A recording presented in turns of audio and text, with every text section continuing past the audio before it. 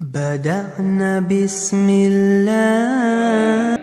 تو الحمدللہ اس سال رواں کی یہ دوسری ماہانہ انجمن ہے جس میں ہم طلباء حاضر ہوئے ہیں. اللہ رب العالمین کا بہت شکر ہے کہ اس نے ہمیں پھر ایک بار ماہانہ انجمن میں تشریف لانے کا موقع دیا. وَيَدْعُ الْإِنسَانُ بِالشَّرِّ دُعَاءَهُ بِالْخَيْرِ وَكَانَ الْإِنسَانُ عَجُولًا. میرے مولا تیرا ثانی نہیں سارے زمانے میں، نہ تجھ کو اونگ آتی ہے. نور ہو گیا تھا نظارہ زمین پر، پر نور ہو گیا تھا نظارہ زمین پر. علاوہ کسی اور کو بیماری سے شفا دینے والا ماننا اللہ تعالیٰ کے ساتھ شرک کرنا ہے. میرا رب تو وہ ہے جو پریشانی سے نجات دیتا ہے. ارے مانگو اس سے جسے حضرت یونس علیہ السلام نے مانگا. سورہ انبیاء میں ارشاد ہوا وَظَنُّونِ إِذْ ذَهَبَ مُغَاضِبًا فَظَنَّ أَن لَّن نَّقْدِرَ عَلَيْهِ فَنَادَىٰ فِي الظُّلُمَاتِ أَن لَّا إِلَٰهَ إِلَّا أَنتَ سُبْحَانَكَ إِنِّي كُنتُ مِنَ الظَّالِمِينَ فَاسْتَجَبْنَا لَهُ وَنَجَّيْنَاهُ مِنَ الْغَمِّ وَكَذَٰلِكَ نُنجِي الْمُؤْمِنِينَ. مچھلی والے حضرت یونس علیہ السلام کو یاد کریں جبکہ وہ غصہ سے چل دیے اور خیال کیا کہ اب ہم اسے نہ پکڑ سکیں گے.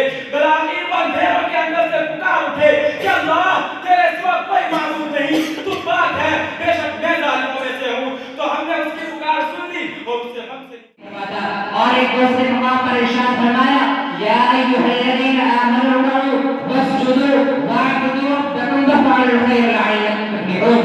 اے ایمان والو رکوع سجدے کرتے رہو اور اپنے پروردگار کی عبادت میں لگے رہو اور نیک کام کرتے رہو تاکہ محترم سامعین، لوگ غیروں کو مشکل کشا حاجت روا تصور کرتے ہیں جبکہ اس دار فانی اس پوری کائنات کا مالک خالق کائنات مالک الملک اللہ رب العالمین ہے. جیسا کہ اللہ تعالیٰ نے ارشاد فرمایا یا ایھا الناس اعبدوا ربکم الذی خلقکم والذین من قبلکم لعلکم تتقون الذی جعل لکم الارض فراشا والسماء بناء وانزل من السماء ماء فاخرج به من الثمرات رزقا لكم فلا تجعلوا لله اندادا وانتم تعلمون.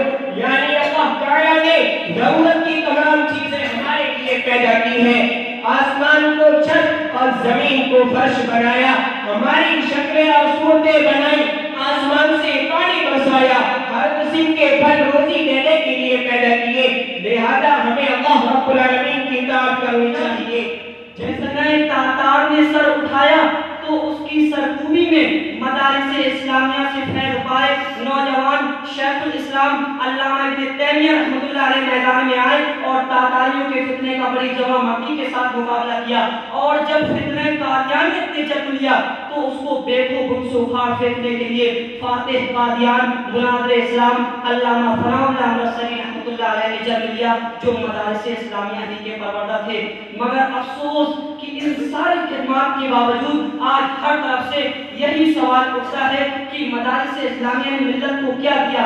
آخر پوچھنا ہی تھا تو یہ پوچھتے کہ مدارس اسلامیہ نے ملت کو کیا نہیں دیا. تو میں کہتا کہ مدارس اسلامیہ نے نہ تو ملت کو بے حیائی دی، نہ تو اپنے فرزندوں کو بے مروت بنایا، نہ اپنے نونہانوں کو بے عزت بنایا. اور رسول اللہ صلی اللہ علیہ وسلم نے فرمایا من لا یشکر الناس لا یشکر اللہ. جو لوگوں کا شکریہ ادا نہیں کرتا وہ رب کا بھی شکر گزار نہیں بنتا. حضرت عبداللہ بن عباس رضی اللہ عنہ بیان کرتے ہیں کہ رسول اللہ صلی اللہ علیہ وسلم نے ارشاد فرمایا نعمتان مغبون فیہما کثیر من الناس الصحۃ والفراغ. دو نعمتیں ایسی ہیں کہ جن میں بہت سارے لوگ گھاٹی میں رہتے ہیں اور وہ ہے صحت اور فراغت. یعنی زیادہ تر لوگ یہ دو نعمتیں پا کر بھی سے فائدہ نہیں اٹھاتے اور انہیں ضائع کر کے گھاٹے میں رہتے ہیں. چنانچہ بعض لوگ اپنے دوستوں کے ساتھ گھوم پھر کر یا ان کے ساتھ محفلیں منعقد کر کے اپنا فارغ وقت برباد کر دیتے ہیں. ایسے لوگوں کو یہ بات یاد رکھنی چاہیے کہ وہ اپنے قیمتی اوقات کو جن دوستوں کی وجہ سے برباد کرتے ہیں ان کی دوستی قیامت کے روز ان کے لیے شدید پچھتاوے اور حسرت و ندامت کا باعث بن جائے گی. اللہ تعالیٰ کا فرمان ہے وَيَوْمَ يَعَضُّ الظَّالِمُ عَلَىٰ يَدَيْهِ يَقُولُ يَا لَيْتَنِي اتَّخَذْتُ مَعَ الرَّسُولِ سَبِيلًا. اس کو برداشت کر لیں، بدلہ نہ لیں، اسی کا نام صبر ہے. نہیں میرے پیارے بھائیوں، صبر کا معنی اتنا تک نہیں ہے. صبر دراصل اس چیز کو کہتے ہیں کہ تکلیف کا احساس ہونے کے باوجود اپنے نفس کو ناراض ہونے سے روکا جائے. میرے پیارے بھائیوں، یہ صبر اتنا اہم ہے کہ قرآن مجید میں تقریباً 70 جگہ اس کا ذکر آیا ہے. کہیں اللہ تعالیٰ نے کیا آپ نے نہیں دیکھا کہ اس دنیا میں ہر طرح کے لوگ آباد ہیں، ظالم بھی، مظلوم بھی، شریف بھی، شریر بھی، مفسد بھی، مصلح بھی، اللہ کے تابعدار بھی، اللہ کے باغی بھی، غریبوں کو چوسنے والے بھی، غریبوں کی مدد کرنے والے بھی، ظلم و زیادتی کرنے والے بھی، حق و انصاف دینے والے بھی، اللہ کا انکار کرنے والا بھی، اللہ کا ماننے والا بھی. اللہ تعالیٰ سے چھین کر اس پہننے کی کوشش کرے گا، یعنی بڑا بننے کی کوشش کرے گا، تو اللہ رب العالمین اسے جہنم کی آگ میں پھینک دے گا. سامعین، تکبر بدبختی کی چابی ہے، یعنی بدبختی کی ابتدا تکبر سے ہوتی ہے، اور اس کی سب سے بڑی دلیل ابلیس کی بدبختی کی ہے، جس نے اللہ کا حکم ماننے سے انکار کیا اور بڑائی کے ذہن میں مبتلا ہو کر آدم علیہ السلام. یہ ساتھیوں، اسلام کا سندیش واقعی میں شانتی کا سندیش ہے. اسلام مانو کو شانتی کا مارگ دکھاتا ہے.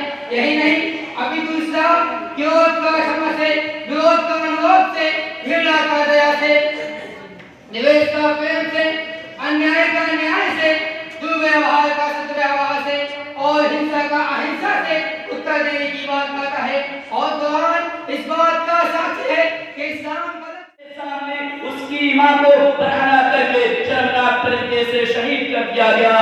کسی نے دین اسلام کی راہ میں اپنا سب کچھ قربان کر دیا، صرف گھر میں اللہ اور اس کے رسول کی محبت چھوڑی. کوئی اپنی جان پر کھیل کر نبی کریم صلی اللہ علیہ وسلم کے بستر پر خود لیٹ گیا. انصاری صحابہ نے آپ صلی اللہ علیہ وسلم اور آپ کے امام صحابہ کو نہ صرف پناہ دی بلکہ اپنے گھر اور کاروبار میں ان کو برابر کا حصہ دیا. ہمارے مسلم نوجوانوں کو یہ بات سمجھ میں آتی کہ یہ وقت خوشی منانے کا وقت نہیں ہے. ہمیں ایسے وقت میں کرنا تو یہ چاہیے تھا کہ ہم اپنے نفس کا محاسبہ کریں اور نیکیوں میں سبقت حاصل کرنے کے ساتھ ساتھ اپنے گناہوں کی معافی کریں. اور ایک حدیث کے اندر اللہ کے رسول صلی اللہ علیہ وسلم نے ماں کی نافرمانی کو حرام قرار دیا ہے. اللہ کے رسول جناب محمد رسول اللہ صلی اللہ علیہ وسلم نے ارشاد فرمایا ان اللہ حرم علیکم حقوق الامہات، بے شک اللہ تعالیٰ نے ماں کی نافرمانی کو حرام کیا. اور حضرت عبداللہ بن عمر رضی اللہ عنہما سے روایت ہے کہ اللہ کے رسول جناب محمد رسول اللہ صلی اللہ علیہ وسلم نے ارشاد فرمایا لا يدخل الجنة مناک ولا الرحمن الرحیم پڑھتے اور گھر جاتے. میرے پیارے بھائیوں، آئیے حدیث کی روشنی میں معلوم کیا جائے کہ کس طرح صحابہ کرام نے قرآن مجید اللہ کے رسول صلی اللہ علیہ وسلم سے پڑھا اور پھر اپنے شاگردوں کو کس طرح پڑھایا. حضرت موسیٰ بن یزید الکندی رضی اللہ عنہ بیان کرتے ہیں کہ عبداللہ بن مسعود رضی اللہ عنہ ایک آدمی کو قرآن پڑھایا کرتے تھے تو اس آدمی نے پڑھا انما الصدقات للفقراء والمساکین، بغیر بد کے للفقراء پڑھا. تو عبداللہ بن مسعود رضی اللہ عنہ نے فرمایا کہ اس طرح نبی صلی اللہ علیہ وسلم نے نہیں پڑھایا تھا. اس شخص نے عرض کیا کہ کیسے پڑھایا تھا؟ تو عبداللہ بن مسعود رضی اللہ عنہ نے انما الصدقات للفقراء والمساکین کو پڑھ کے سنایا اور للفقراء میں مت کیا. between adults and children. Teachers are superiors. There is no literature among students. There is no trust, honesty, compassion, and sadness and goodness of conduct are being read like the sun. While the Messenger of Allah said about morals, "Ma min shay'in athqalu fil mizan min husnil khuluq." Nothing will be held in the balance the goodness of character. محمد صلی اللہ علیہ وسلم پر اتارا گیا اور جس طرح اتارا گیا بالوعن محفوظ ہے اور ہم تک پہنچا ہے، اس میں کسی قسم کا شک نہیں ہے. قرآن مجید کا دوسرا حق یہ ہے کہ ہم مسلمان پر واجب ہے کہ اس کو پڑھا